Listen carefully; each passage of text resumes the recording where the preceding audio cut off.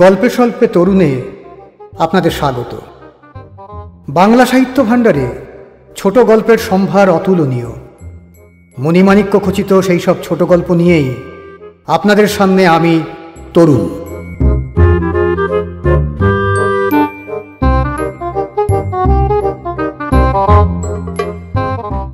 আজকের গল্প কান্না, রচনা নবেন্দু ঘোষ।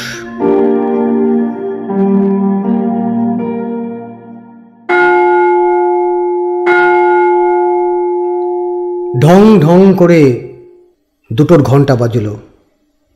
কান পেতে শুনল বিপিন। রাত 2টোর ঘণ্টা বাজল। করিডোরে শান্তির পদচারণা চলছে। নাল বাঁধানো বুটের কঠিন শব্দ উঠছে, খটখট খটখট, একটানা শব্দ। শেষ রাতের স্তব্ধতা। সারা শহর ঘুমোচ্ছে, স্বপ্ন দেখছে। এই জেলখানার ভেতরেও সেই ঘুমের ঢেউ এসেছে। স্বপ্নের জোয়ার এখানকার উঁচু দেওয়ালকেও অতিক্রম করেছে। শুধু ঘুমোয়নি বিপিন, ঘুমোয়নি ওই শান্তি এবং আরও 2-3 জন। শান্তির বুটের শব্দটা কাছে এলো। করিডোরের দেওয়ালে একটা বাতি জ্বলছিল। তার আলোর একটা ধারা এসে পড়েছিল বিপিনের কামরার সামনে, কিন্তু তাতে ভেতরটা সম্পূর্ণ আলোকিত হয়নি। আবঝা অন্ধকার ঘুপটি মেরেছিল কোণের দিকটায়, যেখানে একটা কম্বলের ওপর চুপচাপ বসেছিল বিপিন। নিঃসাড় হয়ে বসেছিল আর প্রহর গুনছিল। কটা বাজল সৌবেজি? কটা? মৃদু কণ্ঠে হঠাৎ সে প্রশ্ন করল। চৌবেজি তাকালো ভেতরের দিকটাতে। বিপিনের মুখটা ভালো করে দেখা যাচ্ছে না, কিন্তু সে বেশ অনুভব করল যে তার গলাটা ধরা ধরা। বেচারা। কটা আবার? 2টো বাজল ভাই। চৌবেজির বুট জুতো আবার শব্দ তুলতে লাগলো। 2টো? তাহলে আরও 3 ঘন্টা সময় আছে। আরও 3 ঘন্টা আছে তার জীবনের মেয়াদ। বিপিন হাসল। একটু নড়ে বসল সে। জোরে জোরে বার কয়েক নিঃশ্বাস টানল। আরও 3 ঘন্টা। কতক্ষণ আর? কাল সমুদ্রে কত যুগ যুগান্ত ভেসে গেছে। খড়কুটোর মতো এই 3 ঘন্টাও তার দুরন্ত স্রোত বেগে ভেসে যাবে। তারপর যখন 5টা বাজবে, তখন ওই লোহার দরজাটা খুলে যাবে। ফাঁসির দড়ির ডাক শোনা যাবে। হ্যাঁ, আজই শেষ রাতে তার ফাঁসি হবে। শেষ রাতের ভৌতিক মুহূর্তগুলো। পাথরা কংক্রিটের তৈরি এই কামরার বাইরে, জেলখানারও বাইরে, নিস্তরঙ্গ মহাসমুদ্রের মতো পৃথিবীটা এখনো তন্দ্রাচ্ছন্ন ও শান্ত হয়ে আছে। সেখানে গিয়ে একবার দাঁড়াতে ইচ্ছে হয় বিপিনের। হাসি কান্না, সুখ দুঃখ, আলো আধারের দ্বন্দ্বে ভরা পৃথিবীকে শেষবারের মতো আর একবার দেখতে ইচ্ছে করে। অথচ উপায় কোথায়? রাত্রি শেষে তার ফাঁসি হবে। খুনি আসামি সে, কলঙ্কযুক্ত অপরাধীর বহুমূল্য জীবন তার। পাথর আর কংক্রিটের গাঁথা কামরায় তাকে রাখা হয়েছে। সদা সতর্ক শান্তির বুটে আজ পৃথিবীর অস্বীকৃতি ঘোষিত হচ্ছে। সে আর এখন পৃথিবীর জীব নয়। এই সেলের অন্ধকারে নিঃশব্দে বসে বসে আসন্ন মৃত্যু রাজ্যের ছাড়পত্রের জন্যই তাকে এখন অপেক্ষা করতে হবে। উপায় নেই। খুনি আসামি বিপিন। বহাল তবিয়তে সে তার স্ত্রীকে মালাকে গলা টিপে মেরেছে। প্রমাণ অজস্র, সাক্ষী অসংখ্য। বস্তি নরনারীরা এসে যখন তাকে জোর করে টেনে হিঁচড়ে একপাশে নিয়ে এলো, তখন দেখা গেল যে মালার জিভ বেরিয়ে এসেছে। নাক দিয়ে 2 কষ বেয়ে রক্ত গড়াচ্ছে। আতঙ্ক বিস্ফারিত 2টো চোখের তারা স্থির হয়ে গেছে। সে মারা গেছে।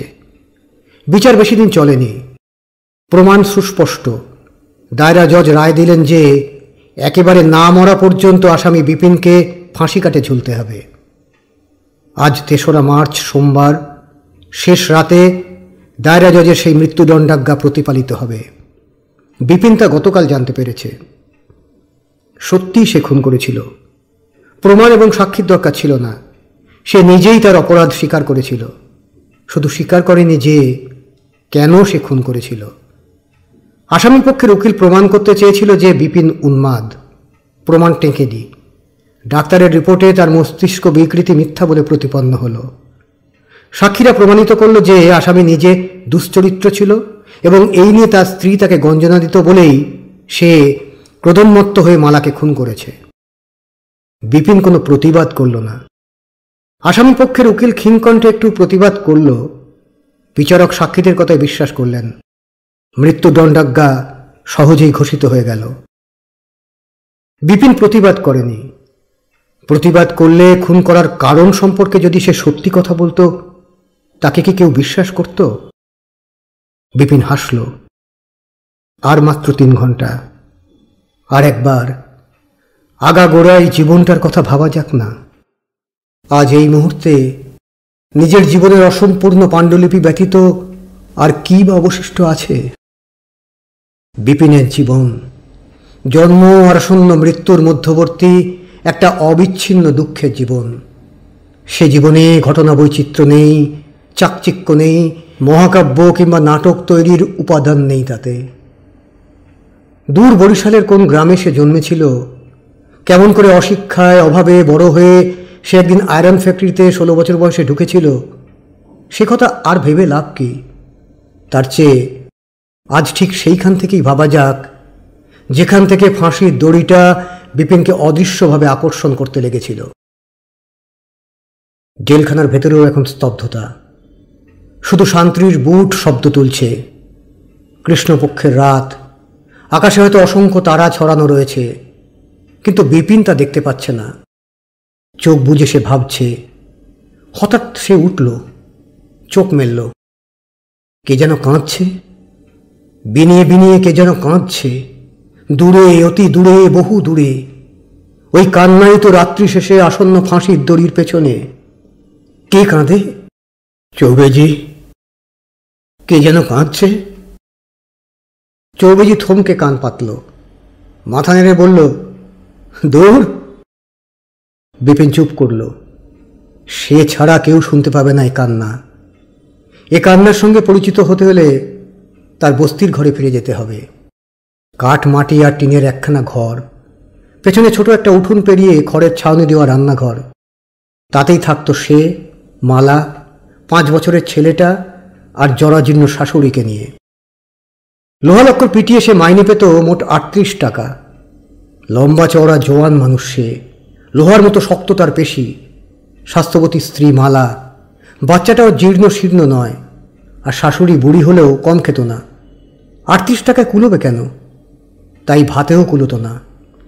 অথচ বয়লারের আগুন, গলানো লোহার উত্তাপ আর ভারী হাতুড়ি এই মানুষকে রাক্ষসের মতো ক্ষুধার্ত করে তোলে। প্রতিদিন বাড়ি ফিরত বিপিন, আর খাবার সময় হাড়ির ভেতরটা দেখে হাত গুটিয়ে নিত। আক্রোশে জ্বলতে জ্বলতে শাশুড়ির দিকে তাকিয়ে সে হিংস্র হয়ে উঠত। কোত্থেকে যে এই আপত্তি এসে জুটল! উফ! বুড়ির দোষ নেই। জামাই ছাড়া পৃথিবীতে আর কেউ নেই। সে যাবে কোথায়? সে জানে যে তার পরমাণু ফুরিয়ে এসেছে, তাই পরিপূর্ণভাবে জীবনের স্বাদটা পেতে চায় বুড়ি, লোভীর মতো। খেতে বসে জেঁকে বসত। ভাত দেখে গভীর তৃপ্তির আবেশে তার চোখ দুটো বুজে আসত। মুখে 4-5টা মাত্র নড়বড়ে দাঁত আছে, তাই দিয়ে ধীরে ধীরে রসি রসি ভাত চিবোত সে, আর অনেকক্ষণ ধরে খেত। বিপিনের খাওয়া হয়ে যেত, বাচ্চাটারও শেষ হতো। বুড়ি তবু বসে থাকত। বসে বসে ভাত কটা শেষ করে মেয়ের দিকে তাকিয়ে হেসে বলতো, তোর ডাঁটা চচ্চড়িটা বড় ভালো হয়েছে মালা, দে তো হাত 4টি ভাত। মা, দে না। মালা মৃদু হেসে হাঁড়ি থেকে ভাত দিত, আর প্রায় শূন্য হাঁড়ির চেহারাটা দেখে বিপিন বারুদের মতো জ্বলত। দাঁতে দাঁত চেপে ধরে ক্রোধের উচ্ছ্বাসটাকে দমন করতে গিয়ে সে বিড়বিড় করে বলতো, হারামজাদি, রাক্ষসী, মরেও না বজ্জাত মাগি কোথাকার। মালা একটু অবাক হয়ে প্রশ্ন করত, কি হলো? তুমি কিছু বলছো নাকি? বাচ্চা ছেলেটা ঠিক সেই সময়ই হঠাৎ আবদার করে উঠত, আমিও খাবো দিদিমা, হ্যাঁ আমিও খাবো। ছেলেটার পিঠে লোহার বলের মতো শক্ত মুষ্টির এক ঘা বসিয়ে বিপিন সজোরে বলতো, কিছু বলছি না, তুমি খাও। ছেলেটা আচমকা কিল খেয়ে কান্নায় ফেটে পড়ত সে শব্দে সমস্ত ঘরটা ভেঙে পড়তে চাইত, আর বিপিনের হিংস্রতা বেড়ে উঠত ক্রমশ। ছেলেটার দিকে তর্জনী নাচিয়ে সে আদেশ করত, চুপ চুপ বলছি। ছেলেটা থামত না, কেঁদেই চলত। মালা তখন চেঁচিয়ে উঠত, কথা নেই বার্তা নিয়ে ওকে মারলে যে, তার চেয়ে একেবারেই মেরে ফেলো না ওকে। চুপ। কেন চুপ করবো কেন? কি দোষটা করলাম? মালা কেঁদে উঠত। ধাঁ করে মালাকে একটা লাথি মেরে বিপিন ঘর ছেড়ে বেরিয়ে যেত। বাইরে দাঁড়িয়ে ছেলে আর বউয়ের কান্নার বিশ্রী শব্দটা 2-4 সেকেন্ড চুপ করে শুনে বিপিন ভাটিখানার দিকে পা চালিয়ে দিত। সে কান্না সইতে পারে না। চলতে চলতে আফসোস হতো তার, কাকে মারতে কাকে মারলাম বাবা, ওদের না মেরে বুড়িকে একঘা মারলেই তো হতো। এমনিভাবে দিন কাটছিল। ছেলে বউয়ের কান্না শুনে আর পেট ভরে খেতে না পাওয়ায় শুধু বিপিনের মনের মধ্যেই যে হিংস্রতার ঝড় উঠেছিল তা নয়, বিপিনের সহকর্মীদের মনেও তেমনি ঝড় উঠেছিল। ধীরে ধীরে দলবদ্ধ হচ্ছিল তারা, সংগঠিত হচ্ছিল। ফাঁকা বুলির দমকে তারা এক হচ্ছিল না। পেটের দায় তাদের পাশাপাশি দাঁড়াতে শেখাচ্ছিল। যুদ্ধের বাজারে কোটি টাকা আয় হয়েছে ফ্যাক্টরির, কিন্তু তাদের আয়ের অঙ্ক বদলায়নি।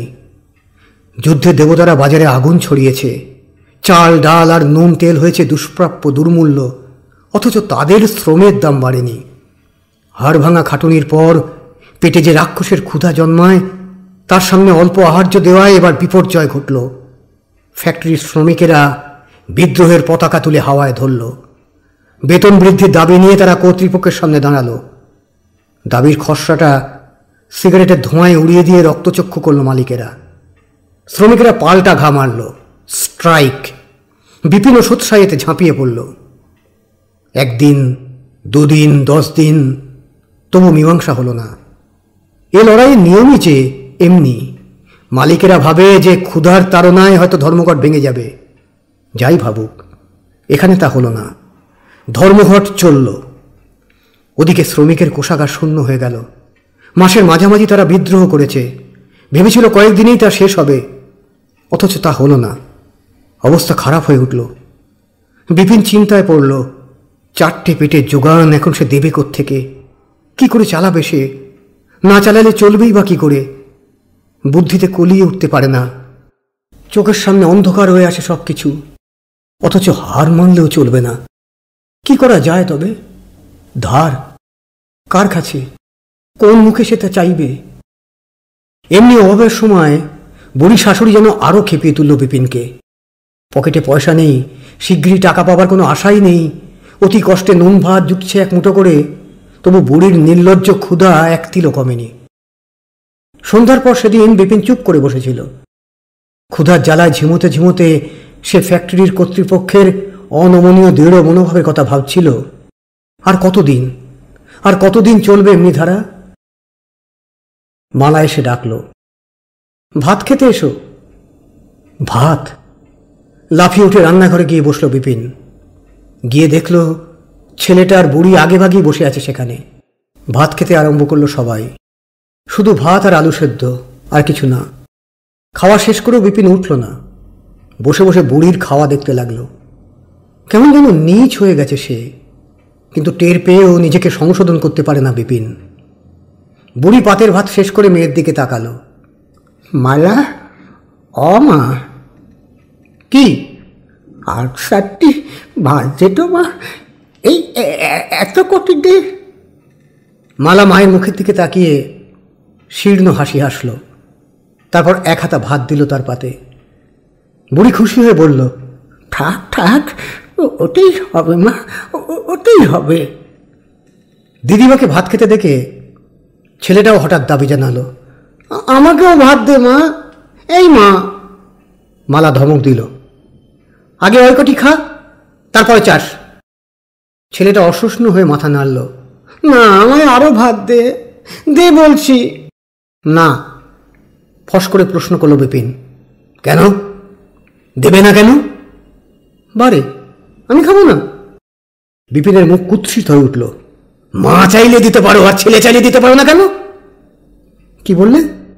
মালা চেঁচিয়ে উঠল, মা, ও মা, আরো ভাত দে না। দুম করে ছেলের পিঠে একটা কিল বসিয়ে দিল মালা। তারস্বরে কেঁদে উঠল ছেলেটা। বুড়ি খাওয়া বন্ধ করে মাথা নিচু করে স্তব্ধ হয়ে রইল। বিপিন একবার নড়ে উঠল।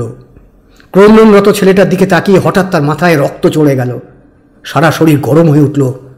কি বিশ্রী দেখাচ্ছে ছেলেটাকে, অসহ্য মনে হলো তার। কর্কশ কণ্ঠে সে মালাকে প্রশ্ন করে, ওকে মারলে যে? বেশ করেছি, উদ্ধত ভঙ্গিতে জবাব দিল মালা। লোহা পিটানো হাতের মধ্যে এঁটো ভাত শুকিয়ে খড়খড় করছিল। সেই হাত দিয়েই বিপিন মালার গালে একটা চর কষিয়ে দিল। ঠাস করে একটা শব্দ হলো। মালা কাঁদল না, কিন্তু আরো জোরে কেঁদে উঠল ছেলেটা। আর কেঁদে উঠল বুড়ি হাউমাউ করে। বিপিন উঠে দাঁড়ালো। আর টেকা যাচ্ছে না। কুৎসিত কান্নায় রান্নাঘরটা ভরে উঠেছে। কাঁচা কয়লার ধোঁয়ায় ভরাট ঘরে যেমন নিঃশ্বাস নিতে কষ্ট হয়, তেমনি কষ্ট হচ্ছে তার। বুড়ি কাঁদছে। বলি রেখাঙ্কিত মুখের চামড়ায় তার কান্নার প্রাবল্যে আরো ভাঁজ পড়েছে। গুমড়ে গুমড়ে কাঁদছে বুড়ি। বিপিন ঘর ছেড়ে বেরিয়ে গেল। রাস্তায় এলোমেলোভাবে বেড়াতে লাগলো সে। ভাটিখানায় যাবার মতো রসদ তো আর নেই।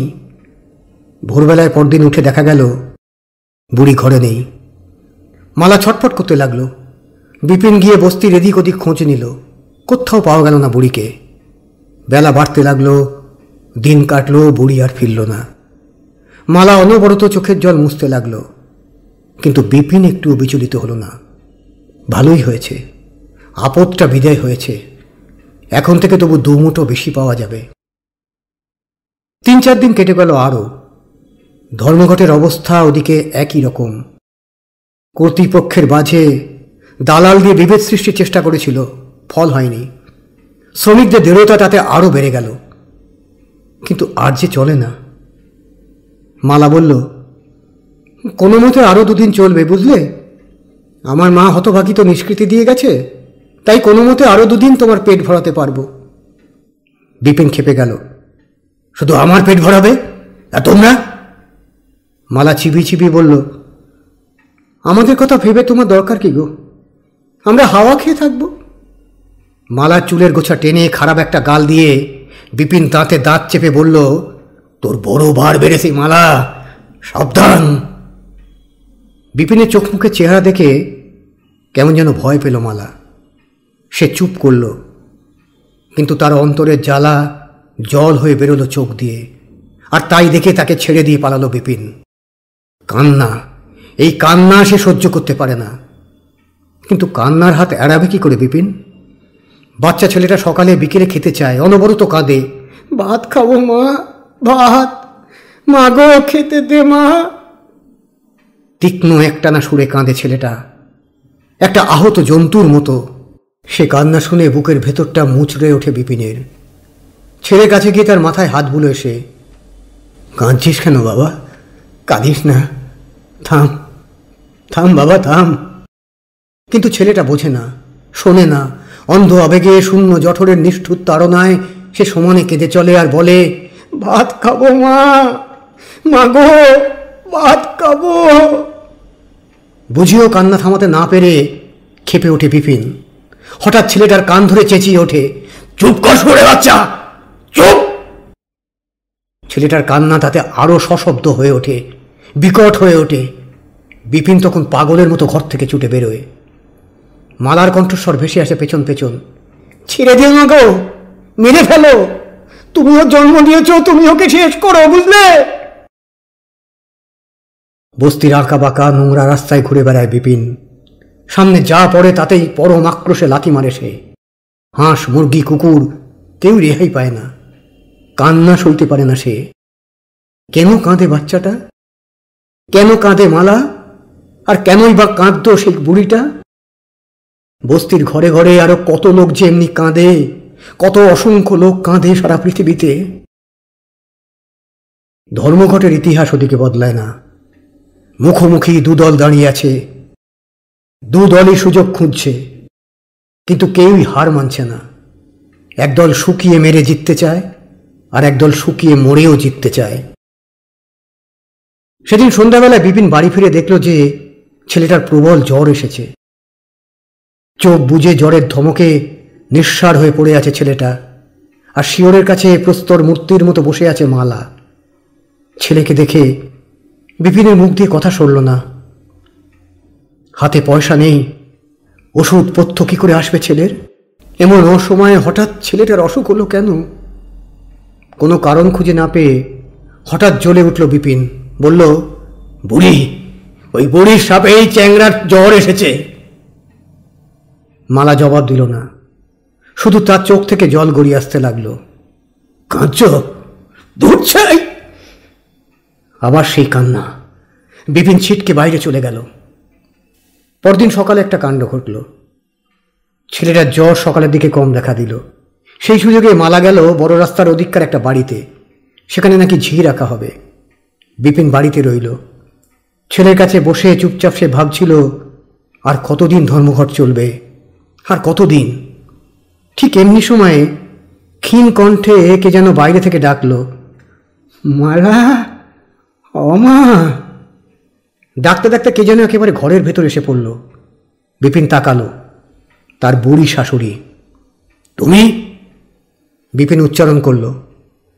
বুড়ির মুখটা কালো হয়ে গেল, ভয়ে অপ্রত্যাশিত বিভীষিকার মতো জামাইকে দেখে। বুড়ির ছেঁড়া শাড়িটা আরও ছিঁড়ে গেছে, ময়লা হয়ে গেছে। তার চোখে মুখে আরও বলিরেখা স্পষ্ট ও ঘন হয়ে উঠেছে। পিঠটা যেন আরও ভেঙে গেছে। অর্থহীন হাসি হেসে শুষ্ক অস্পষ্টভাবে সে বলল, মালা নেই না?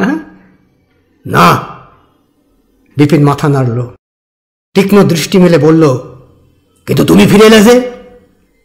বুড়ি ফোগলা দাঁত মেলে আবার হাসল। এলাম, কোথায় যাব বাবা? বলেই হঠাৎ কেঁদে ফেলল বুড়ি।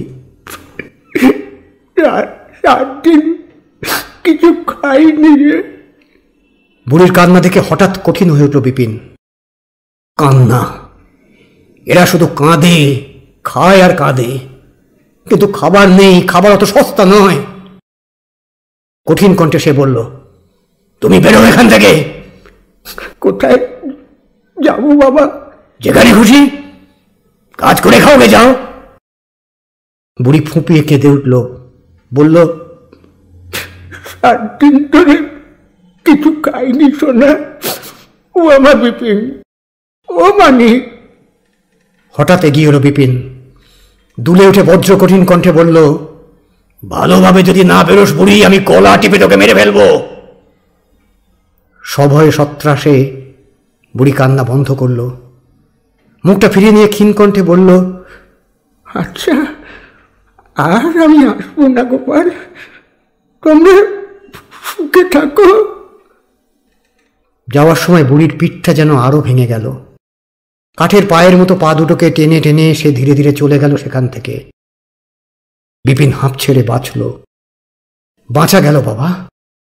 নিচুতা নিষ্ঠুরতা যাই বলুক লোকেরা, সে ভালোভাবে বাঁচতে চায়। পরদিন ছেলেটার অসুখ আরো বাড়ল। অতি কষ্টে এক জায়গা থেকে 4 টাকা ধার করল বিপিন। 2 টাকা ভিজিট দিয়ে ডাক্তার ডেকে আনলো। অনেকক্ষণ ধরে দেখল ডাক্তার। দেখে বলল, জ্বরটা ভালো নয় হে, ওকে হাসপাতালে ভর্তি করে দাও। আজ্ঞে আচ্ছা। কিন্তু হাসপাতালে বেড নেই। সব হাসপাতালেই অতিরিক্ত ভিড়। তবু একটা প্রেসক্রিপশন নিয়ে ওষুধ পাবার সুযোগ করে দিল তারা। ইতিমধ্যে ধর্মঘটের অবস্থা জটিল হলো। ভেতরে ভেতরে ফ্যাক্টরির মালিকেরা বিভেদ সৃষ্টির কাজে খানিকটা সফল হলো। পেটের দায়ে 2টো শিবিরে বিভক্ত হয়ে গেল শ্রমিকেরা। দালালেরা এবং খুদকাত শ্রমিকেরা একদিকে, অন্যদিকে সেই সব শ্রমিকেরা যারা ক্ষুধার জ্বালাকেও অস্বীকার করে নিজেদের অবস্থা ভালো করতে চাইছিল।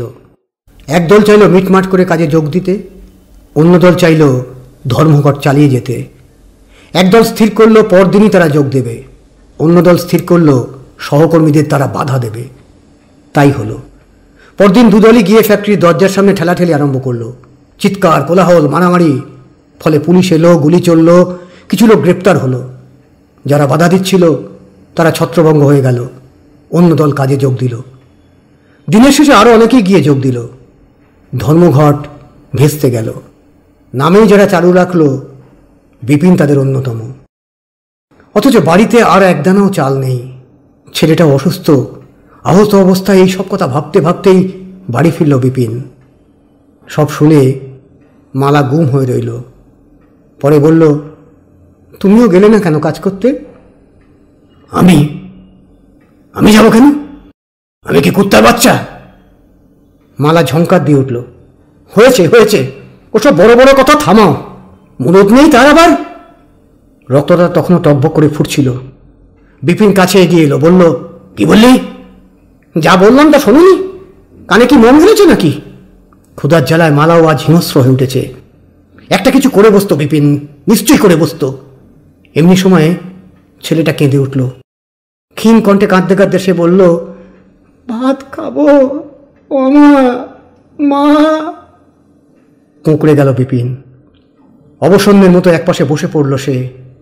বসে বসে ছেলের কান্না শুনতে লাগলো। কি বিশ্রী এই কান্না! শুনতে শুনতে কেমন যেন অসহায় বোধ করে সে। দন্দিমার একটা আক্রোশে ফেটে পড়তে ইচ্ছা করে, কাউকে দায়ী করতে ইচ্ছে হয় এই কান্নার জন্য। বিড়বিড় করে সে মাঝে মাঝে বলতে লাগলো, কাঁদিস না ওরে, কাঁদিস না বাবা। দুপয়সার বার্লি দুদিন ধরে চলছে, শুধু জলই বলা যায়। তাই খেয়ে ছেলেটা এক সময় চুপ করল, আচ্ছন্নের মতো পড়ে রইল। জ্বর বাড়ছে তার। বিপিন, ও বিপিন। কে? দরজার গোড়ায় বন্ধু সাধুচরণ এসে দাঁড়ালো। আমি। একবার বাইরে এসো তো। বাজারের বুড়ো গাছটার নিচে তোমাদের বুড়ি বোধহয় মরে পড়ে আছে। কি বললে? বিপিন উঠে দাঁড়ালো, যেন বিদ্যুতের চাবুক এসে পড়ল তার গায়ে। হ্যাঁ, তাই তো মনে হচ্ছে। খুব রোগা, চিনতে কষ্ট হয়, তবু ভুল করিনি আমরা। বিপিন ঘর থেকে বেরোলো তাড়াতাড়ি। বাইরে এসে সে শুনতে পেল ঘরের মধ্যে মেঝের ওপর লুটিয়ে পড়ে মালা কাঁদছে, আর মায়ের কান্না শুনে ছেলেটাও ভয় পেয়ে কাঁদছে। বিপিনের শরীর শিউরে উঠল। কি বিশ্রী এই কান্না! শুধু মৃত্যু শোকের কান্না তো এত কুৎসিত নয়।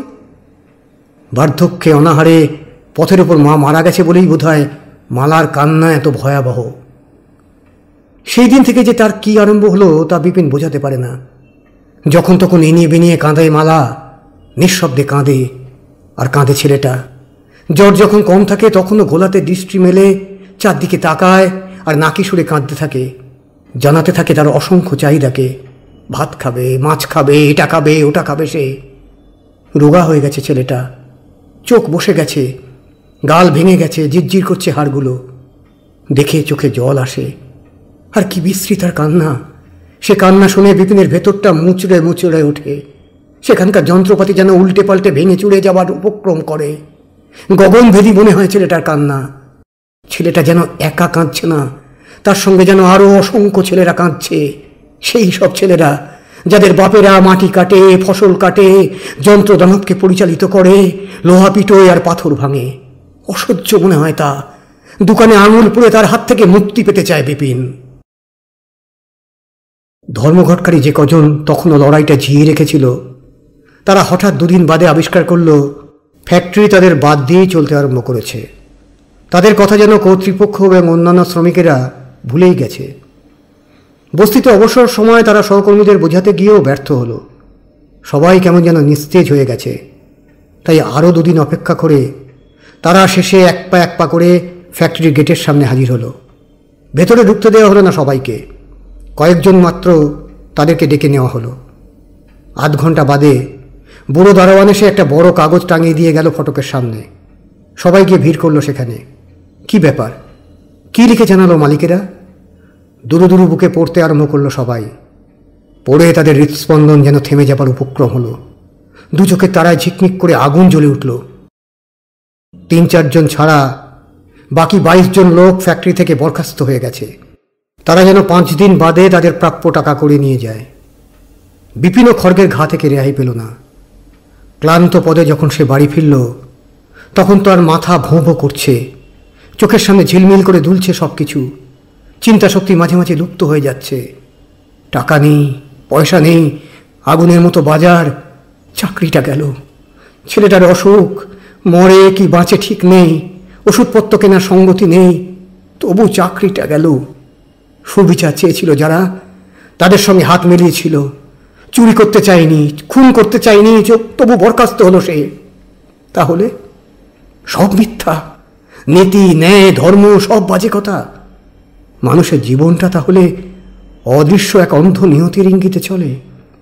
তাই বিপদগ্রস্ত আরো বিপদাপন্ন হয়, মরার ওপর খাঁড়ার ঘা পড়ে, অসংখ্যের রক্ত মাংস দিয়ে মুষ্টিমেয়র প্রাসাদ রচিত হয়। বিপিনের মাথা যেন ফেটে পড়বার উপক্রম হলো। কিন্তু বাড়ি ফিরেই আর একটা বিপর্যয়ের সামনে দাঁড়ালো সে। আগ্নেয়গিরির এক মুখ থেকে আর একটা মুখে গিয়ে পড়ল সে। ছেলেটা জ্বরের ঘরে অচৈতন্য হয়ে পড়েছে। মালা কাঁদছে। হাত পেতে ভিক্ষুকের মতো কথা বলে অনেক সময় ধার পাওয়া যায়, তা দিয়ে ডাক্তার ডাকাও হলো, কিন্তু ডাক্তার মাথা নাড়ল। দেরি হয়ে গেছে। টাইফয়েডের জটিলতম রূপ। মালা বিনিয়ে বিনিয়ে ফুপিয়ে ফুপিয়ে কাঁদছে। বসে বসে বিপিন তাই দেখে, আর জ্বলে ওঠে তার সারা দেহ। তার ছেলেটা মারা যাচ্ছে, ব্যাধি, কিন্তু তার মূলে কি, কাকে বলবে এ কথা বিপিন? এসব নিরর্থক। পৃথিবীতে এই হয়, নিঃশব্দে তা মেনে নেওয়াই ভালো। অভিভূতের মতো বসে বসে দেখতে লাগলো বিপিন। মুহূর্তের পর মুহূর্ত কেটে গেল। মালার মৃদু কান্না শুনতে শুনতে বুকের ভেতর কোথায় যেন হাড় গোড় চুরমার হয়ে যাচ্ছিল। হঠাৎ চমক ভাঙল তার। সে লাফিয়ে উঠল, বাবা, ও বাবা, মানিক আমার! মালা চিৎকার করে উঠল। ভয়ে ভয়ে প্রশ্ন করল বিপিন, ফিসফিস করে, কি হলো?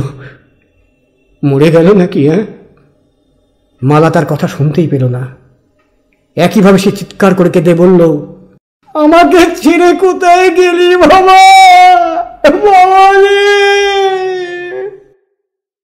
সে কান্না ভয়াবহ। 5 বছরের মরা ছেলে কোলে করে মা কাঁদছে। মরে ছেলেটার মুখ গম্ভীর ও ভারিক্ষ হয়ে গেছে। আর মালাকে যেন চেনাই যায় না। ও যেন মানুষ নয়, পুঞ্জীভূত বেদনার একটা স্তূপ। যে অসহায় বেদনা, অন্যায় আর বঞ্চনাতে জাগে বিপ্লব, ও যেন সেই বেদনার একটা বহু যুগ সঞ্চিত পাহাড়। বিপিন ঘর থেকে বেরিয়ে গেল। তারপর কোথা থেকে কি যেন সব হয়ে গেল। ছেলেটাকে পোড়ানো হলো, রাতটা কাটলো, তারও পরের দিন কাটলো।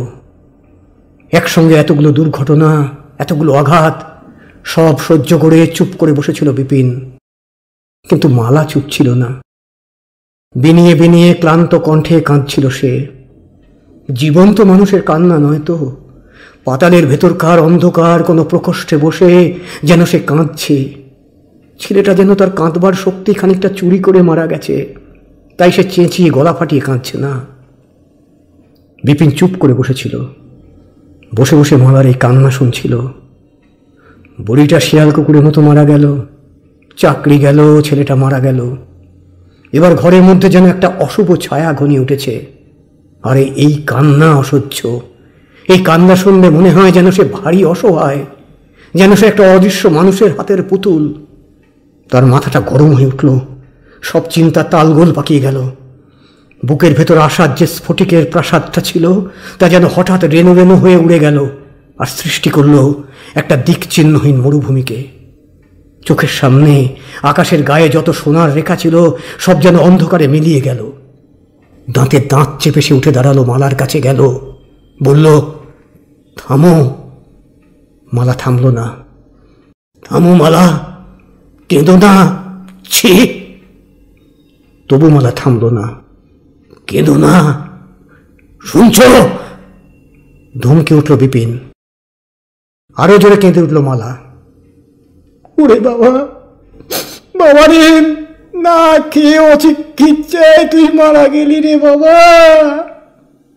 গর্জন করে উঠল বিপিন, মালা থামো!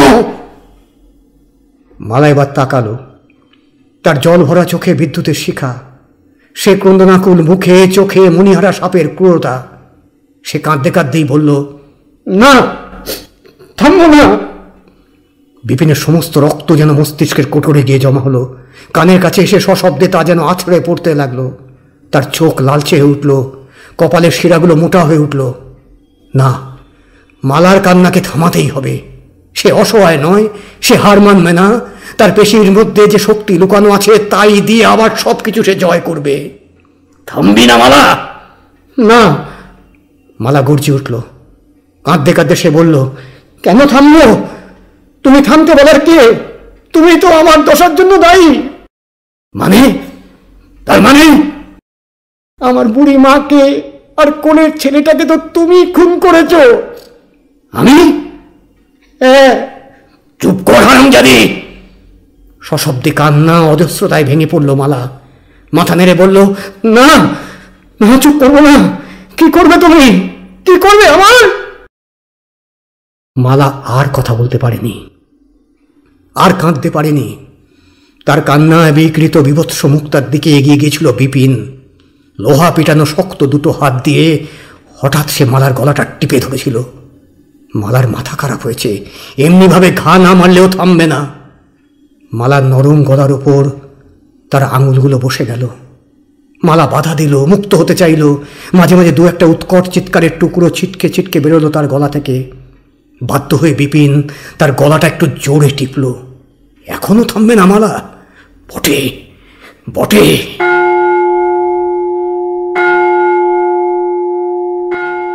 ঢং ঢং ঢং। চমক ভাবল বিপিনের, কান পাতল সে। জেলখানার বাইরে প্রহর ঘোষণা হলো। ঢং ঢং 5টা বাজল। 5টা। সময় শেষ। হঠাৎ কাদের পায়ের শব্দ পাওয়া গেল। খটখট খটখট, 3-4 জোড়া বুটের শব্দ। ঝনন ঝনন লোয়ার গেটটা সশব্দে খুলে গেল। ভেতরে এসে দাঁড়ালেন জেলার সাহেব। পেছনে বন্দুকধারী 2জন সিপাই ও 1জন হাবিলদার। বিপিন দাস। আগে।